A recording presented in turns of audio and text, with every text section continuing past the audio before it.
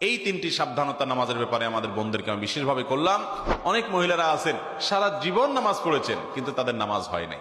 যে অনেক বোনরা আছেন রাত বিরাত পর্যন্ত, এটা শুধু এই অঞ্চলে নয়, সারা দেশে এই রোগ, যে রাত গভীর রাত পর্যন্ত মোবাইলে টিপাটিপি, টেলিভিশন দেখা দেখি, এগুলা করতে করতে আমাদের রাতের বড় অংশ কেটে যায়। ফজরের নামাজ পড়া হয় না, সন্তানদের পড়তে দেই না, নিজেরা পড়তে পারি না। অনেকে 7টা 8টা বাজে 9টা বাজে ঘুম থেকে উঠেন।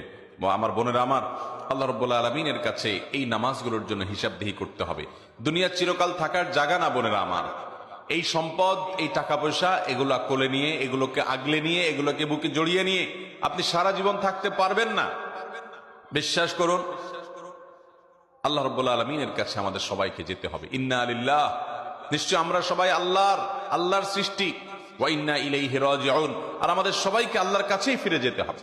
যেহেতু আল্লাহর কাছেই ফিরে যেতে হবে, অতএব আসুন আমরা 5 ওয়াক্ত নামাজের ব্যাপারে ইহতিমাম করি, এর ব্যাপারে গুরুত্ব আরোপ করি। আমরা 5 ওয়াক্ত নামাজকে যথাযথভাবে পড়ার চেষ্টা করি এবং আল্লাহর ভয় অন্তরে জাগ্রত করি। দেখুন, যার এখন যে বয়স আছে, যার বয়স এখন 30 হয়েছে, তিনি চিন্তা করুন আপনার জীবনের মূল সময়টা এখন পার হয়ে যাচ্ছে। মূল সময়টা পার হয়ে যাচ্ছে। আর 10 বছর পর, 40 পার হওয়ার পর আপনি চাইলে অনেক ইবাদত করতে পারবেন না, আপনি চাইলে অনেক নেকামল করতে পারবেন না। শরীরটা দুর্বল হয়ে আসবে, শরীরে নানা রকমের রোগ ব্যাধি শুরু হবে, অজুটা ধরে রাখতে পারবেন না, ঝিমানি আসবে, নানান রকমের অসুবিধা তৈরি হবে। ইবাদতের সময় কিন্তু চলে যাচ্ছে। তখন চোখের পানি ফেলবেন, আফসোস করবেন, কিন্তু ইবাদত আর করতে পারবেন না। এরপর একটা সময় আপনি দেখতে দেখতে দুনিয়া ছেড়ে, সব কিছু ছেড়ে আপনাকে চলে যেতে হবে।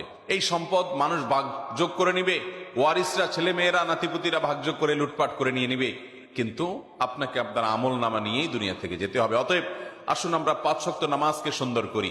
যারা ফজরের নামাজ পড়ছেন না বা পড়তে অসুবিধা হচ্ছে, শুনে রাখেন, নবী করিম সাল্লাল্লাহু আলাইহি ওয়াসাল্লাম বলেছেন, মুনাফিক যারা নামে মুসলমান, আল্লাহর খাতায় মুসলমান না, যারা আল্লাহর খাতায় মুসলমান না, নামে মুসলমান, এদের একটা বড় মার্কা হলো তাদের জন্য 2টা ওয়াক্ত নামাজ পড়া খুব বেশি কঠিন হয়।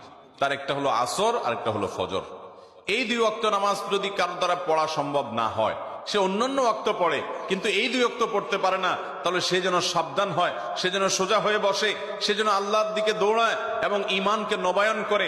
কারণ নবী করিম সাল্লাল্লাহু আলাইহি ওয়াসাল্লাম এটাকে বলেছেন যে এই 2 নামাজটা হলো মুনাফিকদের জন্য সবচেয়ে কঠিন, সবচেয়ে ভারী, এটা পড়তে তাদের সবচেয়ে বেশি অসুবিধা হয়। অন্যান্য নামাজগুলো তারা হয়তো পড়ে কিন্তু এই 2 নামাজ পড়তে পারে না। বিধায় আমাদের যাদের ফজরের নামাজ পড়া হয় না বা ফজর নামাজ পড়তে পারি না, বা চেষ্টা করেও আমার দ্বারা বেশিরভাগ সময় ফজর নামাজ পড়া হয় না, মিস হয়, কিংবা পড়ি কিন্তু অনেক কষ্ট হয়, সাধারণত হয় না, একদিন হয়তো